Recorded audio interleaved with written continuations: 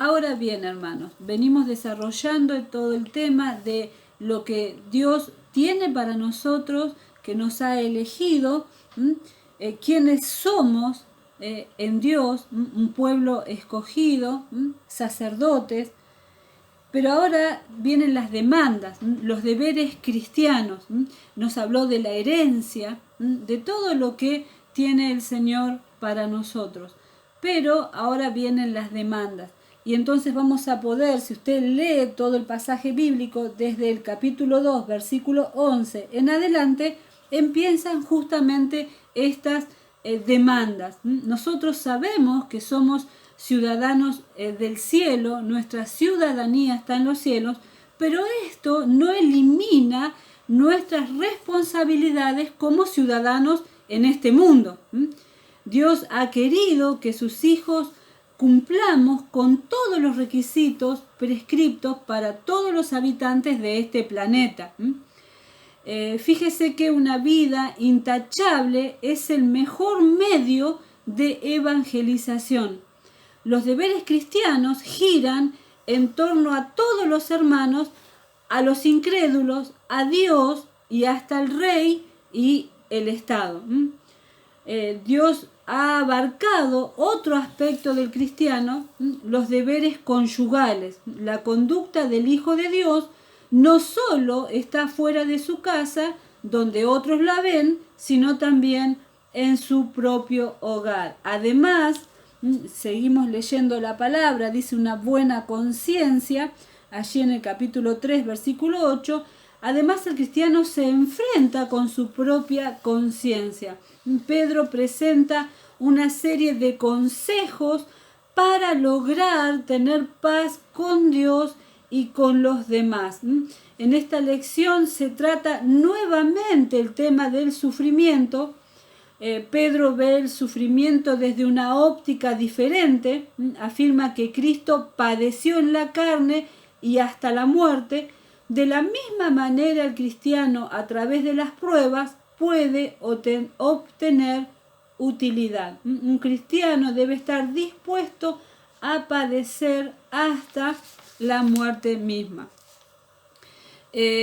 Cuando hablamos, fíjese que dice, amados, en el versículo 11, es la primera vez en la carta que Pedro, le dice amados a los oyentes.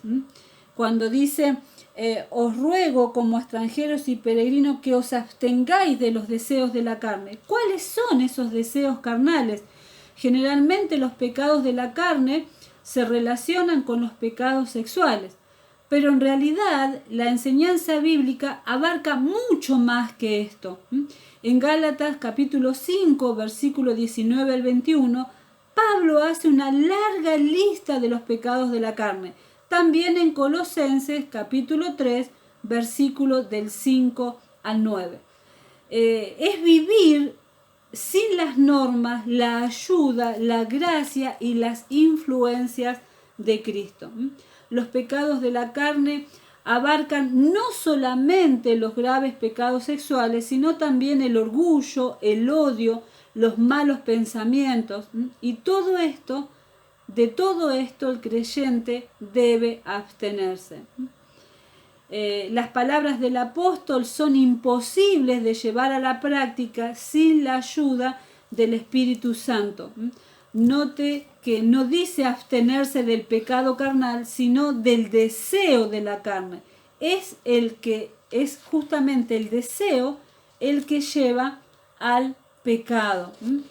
Lo estuvimos viendo también en Santiago. ¿Cuáles son los dos motivos por cuales es imprescindible que el cristiano se abstenga de los deseos de la carne? El primer motivo es porque es extranjero y peregrino. Los demás podrán aceptar, pero el cristiano no puede aceptar las reglas del mundo. Tiene que guiarse por las reglas de Dios. Fíjese que aunque vivimos en un país que no es el nuestro, nosotros tenemos más que nunca mostrar justamente el reino de Dios. Y el segundo motivo es por causa del testimonio entre los gentiles. Quiere decir que nuestras vidas deben ser ejemplares, atractivas, hermosas, a tal punto que las calumnias de los enemigos no tengan validez. Esto sí que es un verdadero compromiso con Cristo y con su causa. Nuestras vidas pueden realzar el Evangelio o denigrarlo. Después pasa a hablar de los versículos 13 al 17, el cristiano y su relación con el Estado. Fíjese que podemos notar que aquí Pedro presenta otro aspecto de una misma verdad.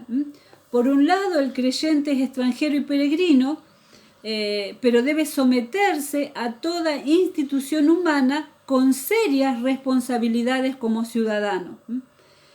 Estas palabras de Pedro deben unirse a las enseñanzas de Jesús en Mateo 22-21 y a las de Pablo en Romanos 13, versículo 1 al 8. Allí tenemos toda la enseñanza con respecto a la relación del creyente con Dios, que no anula su relación para con el Estado. Así como el creyente no puede aceptar los beneficios que el Estado le da si no acepta también las responsabilidades y obligaciones que el Estado pone sobre él. Ahora, ¿cómo puede servirnos esto en la vida actual? Porque nosotros sabemos que estos conceptos fueron dados a creyentes en una época y un sistema diferente. En esa época, cuando está hablando el apóstol, el Estado tenía poder absoluto sobre las personas y el deber de los ciudadanos era obedecer y pagar los impuestos. Pero actualmente vivimos en la mayoría de los países de Occidente bajo el régimen democrático, donde el gobierno es del pueblo, para el pueblo y por el pueblo. Es un sistema democrático, ya no se trata de sujeción, sino de colaboración con el Estado. De ahí la responsabilidad y el compromiso del cristiano en elegir a sus autoridades e inclusive participar en la administración o puestos que surjan dentro del sistema en aquellas sociedades que se vinculan con su trabajo, profesión o comercio. Es lamentable que muchos de los creyentes no acepten o rechacen el poder participar en estas actividades cuando esta es una de las mejores maneras de manifestar que somos sal de la tierra y podemos influir con los principios del Evangelio. Fíjese que termina con honrar a todos. Nosotros debemos honrar a todas las personas, no simplemente a un número de personas. Amad a los hermanos. La iglesia es la gran familia de Dios y el amor debe ser una característica fundamental de la iglesia. Temer a Dios. Temor no es miedo, ya lo hemos visto, es reverencia. Entonces, fíjese que a partir del versículo 18 al 25 habla del cristiano como siervo. Pedro menciona 2 puntos, el siervo y su amo, y el segundo punto, Cristo, nuestro ejemplo. Ahora está hablando de criados, ¿se acuerda justamente habíamos hablado, yo le di las 4 palabras diferentes para siervo? Acá está hablando de oikos casa, está hablando de oiketes, que es el siervo que sirve en la casa. En esa época los romanos tenían esclavos para todo, no solamente para las tareas inferiores, sino también entre los esclavos había médicos, músicos, maestros, administradores. No siempre vivían en la miseria y la dureza, muchos eran muy queridos por sus amos y hasta aceptados como parte de la familia, aunque no gozaban de derechos. Pero aquí la ordenanza de Pedro es estar sujetos, aunque los amos sean tiranos. Está hablando específicamente de que debemos mostrar nuestra conducta digna de nuestra fe cuando estamos trabajando bajo sujeción, aunque nuestro empleador, nuestro patrón, nuestro jefe sea tirano. Nosotros debemos mostrar a través de nuestra conducta nuestra fe, ¿sí? A eso se refiere. Y habla de Jesús, aunque muchas veces tenemos que padecer injustamente. Entonces habla de Cristo como nuestro ejemplo, que Él padeció injustamente, aunque no lo merecía, y tuvo paciencia con los sufrimientos. Después pasa justamente a los deberes conyugales. El apóstol se refiere, exhorta a la mujer como al hombre al considerar su conducta. Se refiere a la mujer de igual manera que al hombre. En el versículo 1 dice, asimismo vosotras mujeres, y en el versículo 7, vosotros maridos igualmente. Fíjese que los deberes de las esposas cristianas, tenemos que notar que el consejo de Pedro a las esposas es más extenso que a los maridos, probablemente por la tremenda situación que tenían que enfrentar las mujeres cristianas cuyos maridos no eran cristianos, pensando en que la mujer en aquella época no tenía ningún derecho. Para los judíos, por ejemplo, la mujer era un objeto, como las ovejas. Es muy difícil, hermanos, imaginar cómo sería la vida de la mujer convertida al cristianismo cuando su esposo no era creyente. Cuando habla de los deberes de las esposas cristianas, habla de una conducta respetuosa y con un propósito. Fíjese que Pedro no les enseñó a que abandonen a sus esposos, sino a que los ganaran por su conducta. Debían sujetarse a ellos.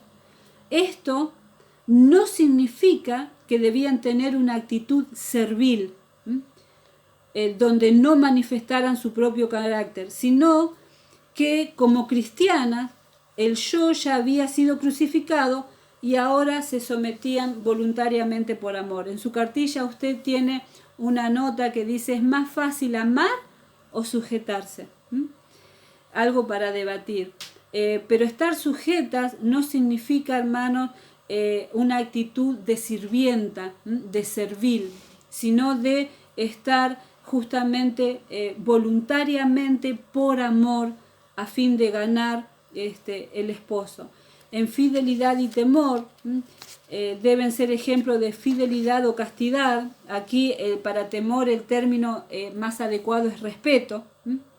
La modestia y su naturaleza íntima en el versículo 3 y 4. Tanto en el mundo griego como en el romano se le daba excesivo énfasis al adorno de las mujeres con elementos costosos como peinetas de marfil, aros de perlas, etc. Pedro dice que la mujer cristiana debe tener un ornato inferior que es mejor, es decir, un espíritu afable y apacible que es de agrado ante Dios.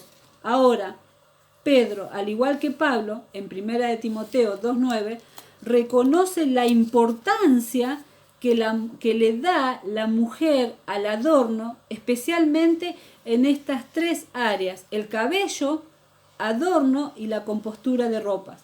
No condena por completo estos adornos, sí hace un reordenamiento mostrando que es superior el adorno interno al externo. Por eso, la mujer cristiana debe darle toda preferencia, no solo por ser más aceptable ante Dios, sino porque por él puede ganar a su marido a la fe cristiana. Los deberes como esposos: ser comprensivos y considerados, no tratar a sus mujeres como objetos, sino como personas, no como cosa que poseían, sino como compañeras. Tener cortesía, no olvidándose las necesidades de ella. El término vaso más frágil no es despectivo, ni considera a la mujer como inferior, sino que la coloca en un lugar de privilegio. En el Oriente era muy común que la mujer llevase las cargas, viajase a pie mientras el hombre lo hacía sobre un asno, y fue el cristianismo quien cambió esa actitud del hombre hacia la mujer, implantando el sentido de cortesía. Ambos, tanto el hombre como la mujer, tienen los mismos derechos espirituales. Es por eso que el marido no tiene derecho a explotar a su mujer, porque ambos son coherederos de la gracia de la vida. Para que sus oraciones, la de los esposos, sean escuchadas sin estorbo, el hombre de Dios debe cumplir los puntos anteriores. Después habla del cristiano y una buena conciencia, versículo 8 al 12. Ser de un mismo sentir significa de la misma mente. Indudablemente se refiere a la mente de Cristo y nos lleva a pensar en la oración de Jesús para que fuesen uno y tuvieran la misma unidad que Él y el Padre tenían, allí en Juan 17, del 21 al 23. Compasivos significa sufrir con otros o colocarse en el lugar del otro hasta sentirse emocionalmente identificado. Cuando habla del amor fraternal, esta conducta concuerda con la enseñanza de Jesús en Juan 13, capítulo 34, versículo 34 y 35. Misericordioso. Pablo comparte la misma idea en Efesios 4:32. Jesús mismo dijo que bienaventurados eran los misericordiosos, allí en Mateo capítulo 5, versículo 7. La idea es la de compasión por el prójimo. No puede existir verdadero cristianismo sin compasión. Amigables. La mejor traducción es ser humildes como figura. La recomendación es a un espíritu humilde y no altivo u orgulloso. El cristiano debe ser humilde porque sabe de su completa y necesaria dependencia de Dios. Además, su medida es Jesucristo, y cuando él mira en relación a la persona de Jesús, se da cuenta de su insignificancia y de nuestras faltas. Perdón, similares a las enseñanzas de Jesús en el Sermón del Monte, allí en Mateo 5:39. El cristiano perdona a otros porque ha sido perdonado. La persona que guarda rencor y no perdona no puede ser feliz y se destruye espiritualmente.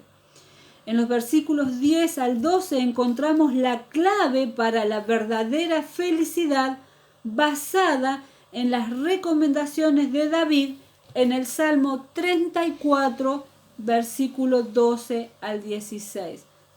Fíjese que después pasamos para adelantar, buenos administradores, habla de la gracia de Dios y dice, desde el versículo 1 al 6, está hablando de la utilidad de los sufrimientos, prueba de la experiencia cristiana. Ya hemos venido desarrollando este tema. Cuando dice Cristo padeció en la carne, se refiere especialmente a su muerte en la cruz, y ellos debían estar dispuestos a padecer, si fuera necesario, hasta la misma muerte como el Señor.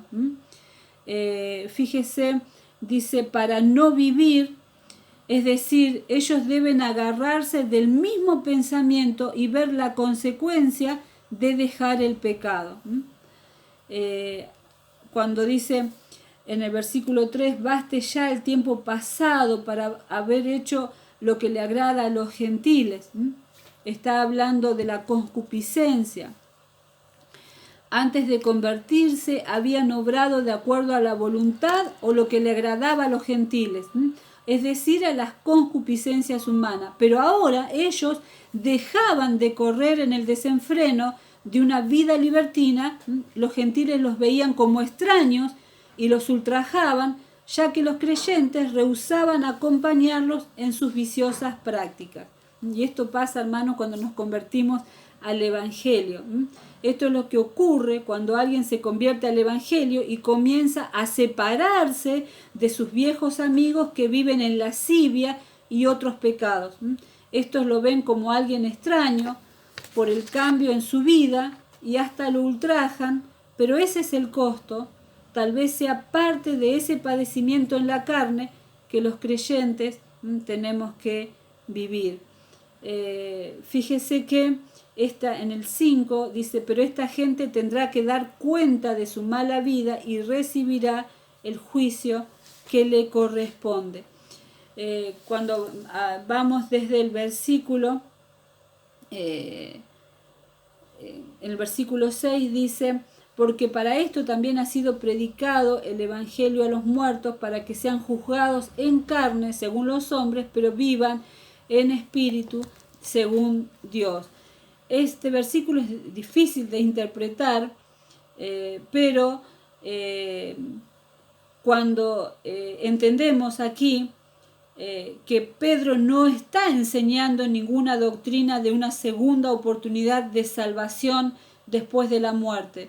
Este tipo de pensamiento no tiene base alguna en ningún otro pasaje de las Escrituras. Lo que creemos es que probablemente se refiere a los creyentes que ahora están muertos, pero que cuando vivieron, ahora están muertos, fueron condenados al martirio y murieron como hombres, pero ahora viven en espíritu según Dios.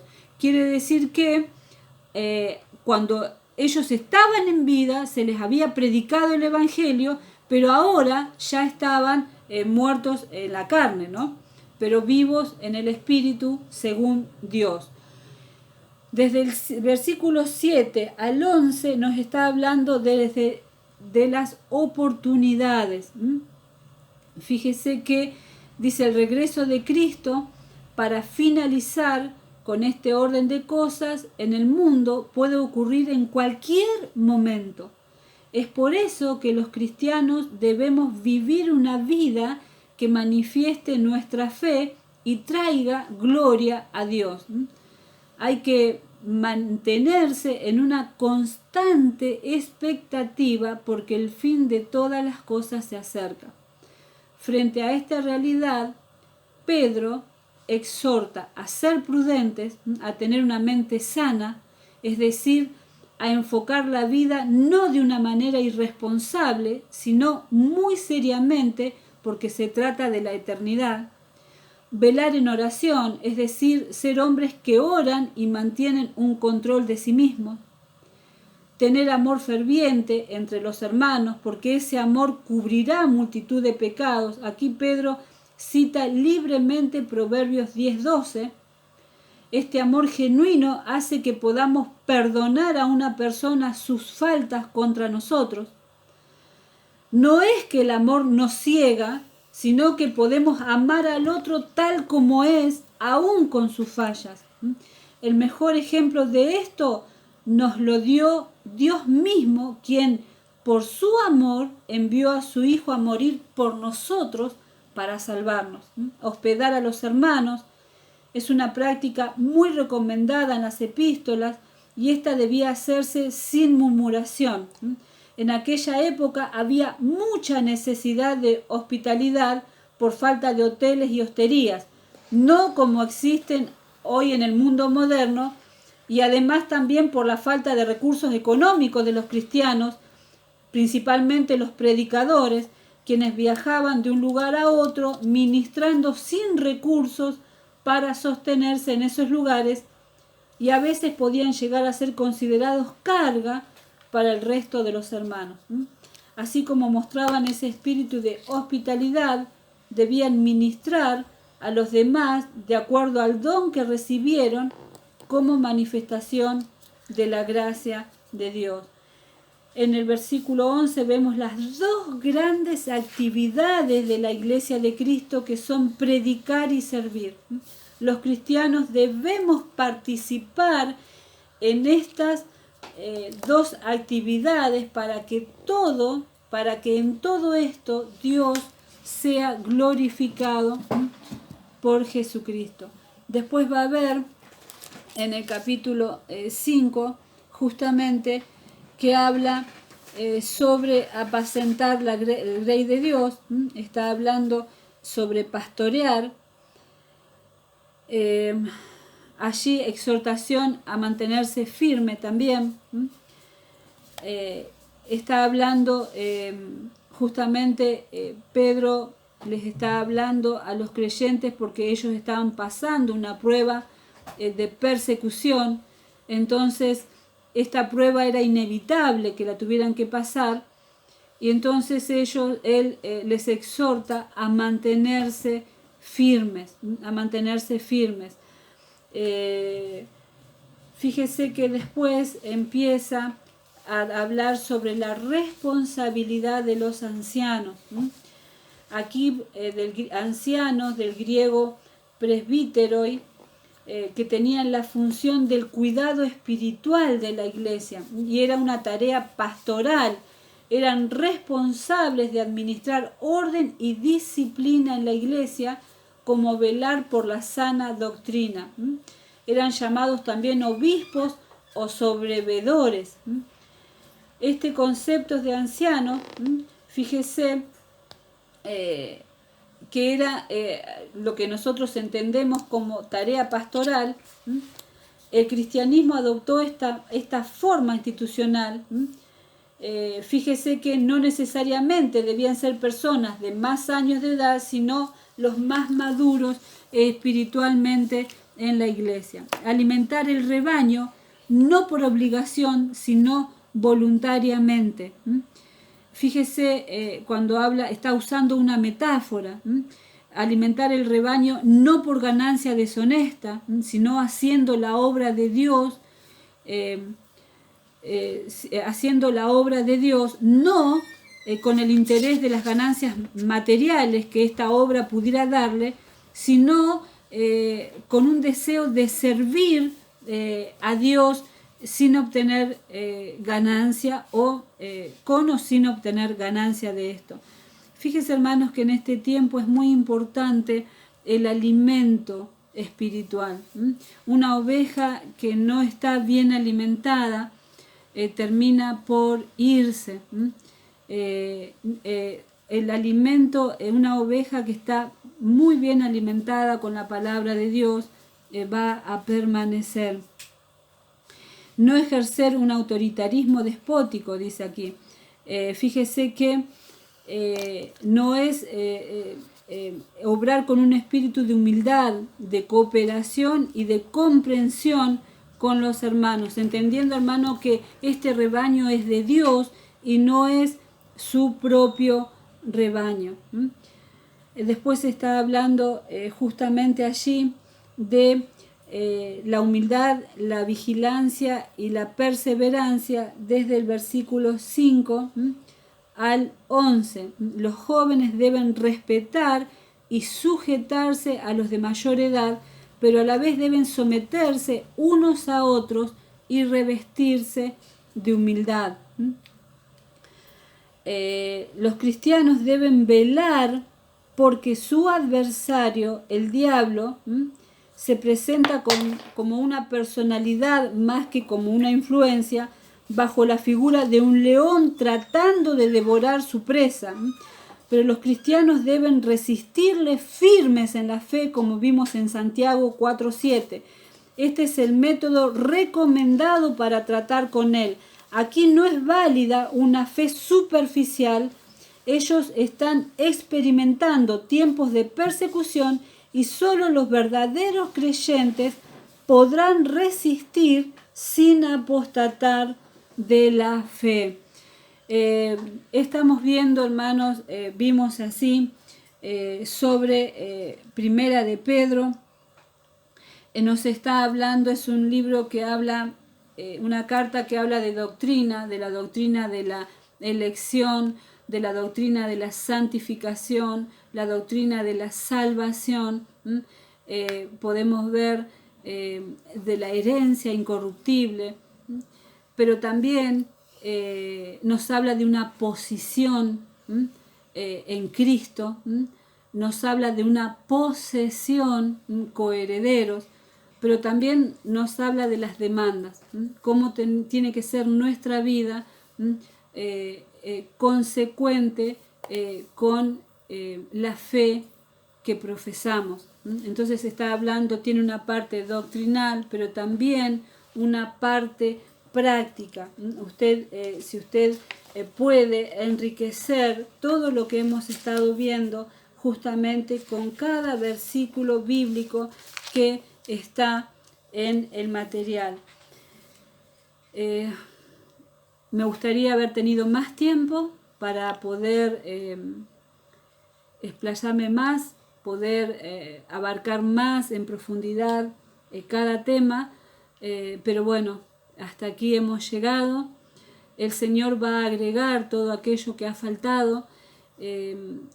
Para mí ha sido un placer, hermanos, haber compartido este tiempo de enseñanza con ustedes, y oramos al Señor dándole gracias realmente por tanta bondad y por haber podido estudiar estos dos libros que tanto nos han hablado a nuestra vida.